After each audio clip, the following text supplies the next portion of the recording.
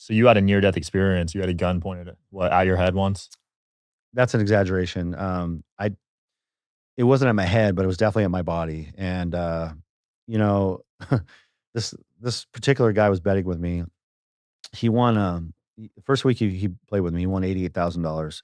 He drove from Fresno to my house to pick it up, which was a red flag number one on a Monday morning. So he even counted the money at my house, which I thought was really funny. Huh. You hand a guy a bag of $88,000, he's really going to count it down. What if it's $200 short? Just call me. I'll give you Yeah. $200. So he counts the money, drives home. The next week he loses 100 and I think it was 114,000. And I call him up and it's no answer, no answer, day after day after day. And I'm like, what the fuck? Why is this guy ghosting me? And it came to a point after about a week or 2 weeks of just continue to call this guy. I realized he's not paying me, right? So my friend owned a bail bonds company. So I asked him, I said, hey, I need this guy's address. Can you run it through the system? So I got two addresses in Fresno. So I drove this long drive to Fresno, not a place I want to go.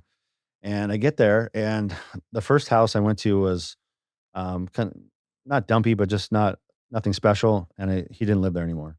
So then I drive to the second address, another neighborhood. It was really nice, brand new neighborhood, and I was surprised.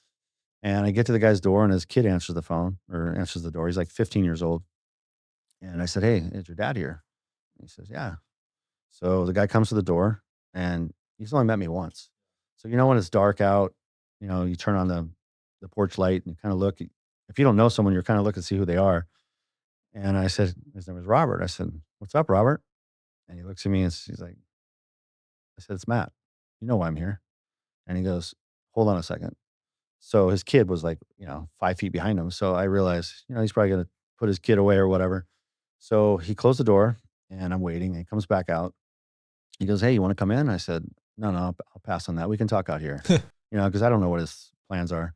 So we walk out his driveway and now we're standing there and he looks at me and says, "I don't pay bookmakers."